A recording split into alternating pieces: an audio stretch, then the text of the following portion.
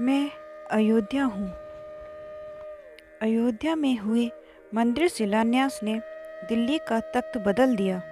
यह अयोध्या की ही ताकत थी जिसने राजनीति की दिशा और दशा दोनों बदल डाली। शिलान्यास के साथ खड़ी भाजपा 2 सीटों से 85 तक पहुंच गई, जबकि शिलान्यास के विरोध के बावजूद विश्वनाथ प्रताप सिंह अपनी भ्रष्टाचार विरोधी छवि के कारण देश के प्रधानमंत्री बन गए। उनका जनता दल 143 सीटें जीतकर भाजपा तथा अन्य दलों के समर्थन से सत्ता पर काबिज हो गया। शिलान्यास को संभव बनाने के प्रयासों के बावजूद पिछले चुनाव में 415 सीटें लाकर इतिहास रचने वाली राजीव गांधी की कांग्रेस महज 197 सीटों पर सिमट गई और सत्ता से बाहर हो गई।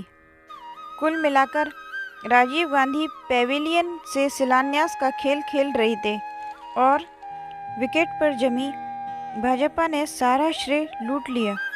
बाद में नरसिंह राव ने इसी छिपे हुए हिंदुत्व के सहारे अयोध्या को डील किया, मगर अयोध्या की आंधी में जो छिपा था वो खेत रहा और मुखर था वो प्रखर होकर उभरा। शिलान्यास की नींव पर तब राम मंदिर भले न बना हो, लेकिन देश की हिंदूवादी राजनीति का भव्य महल जरूर खड़ा हो गया। इसके बाद आया कार सेवा का साल। दरअसल 1990 में विश्वनाथ प्रताप सिंह की सरकार भाजपा के सहारे ही चल रही थी, इसलिए अयोध्या का हल निकलने की संभावना ज़्यादा प्रतीत होने लगी। लेकिन कम ही लोग जानते हैं कि अयोध्या के सवाल पर जितनी दूरी विश्व हिंदू परिषद और बाबरी मस्जिद एक्शन कमेटी में थी, उससे कहीं ज़्यादा दूरी प्रधानमंत्री वीपी सिंह और उत्तर प्रदेश के मुख्यमंत्री मुलायम सिंह यादव के बीच थी। वीपी सिंह भाजपा के दबाव में साधु संतों को बुलाकर अयोध्या पर बैठकें करते रहे और मुलायम समझते थे कि ये बैठकें उनके और उनकी सरकार के खिलाफ साजिश करने के लिए बार बार बुलाई जाती हैं।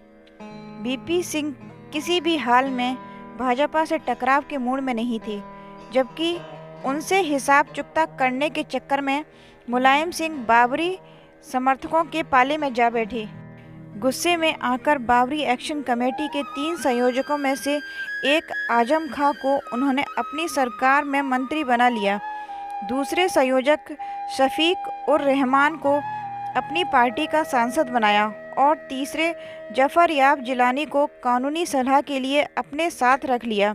कहा जाता है कि वीपी सिंह के खिलाफ इस शीत युद्ध में मुलायम की पीठ पर चंद्रशेखर का हाथ था, जो देवीलाल और वीपी सिंह के छिपे एजेंडे के कारण मुख्यमंत्री पद की दौड़ में पिछड़ गए थे। आखिर मुलायम के बाबरी समर्थक स्टैंड के कारण उत्तर प्रदेश का मजहबी ध्रुवीकरण होता गया। समाज मंदिर और मस्जिद में बढ़ता चला गया। बाद में यही हाल लगभग पूरे देश का हुआ। स्थिति बिगड़ती चली गई। केंद्र राज्य में अविश्वास और संवेदनहीनता इस हद तक थी कि एक बार केंद्र सरकार अयोध्या की विभाजित जमीन के अधिग्रहण का अध्यादेश लाई तो मुलायम ने खम ठोक कर ऐलान कर दिया कि वह इसे लागू नहीं होने देंगे। मैं अयोध्या हूँ कि अगले भाग में जानिए कि कार सेवा को 4 महीने टालने के बाद अचानक कैसे शुरू हुई रथ यात्रा। जब तक के लिए जय श्री राम।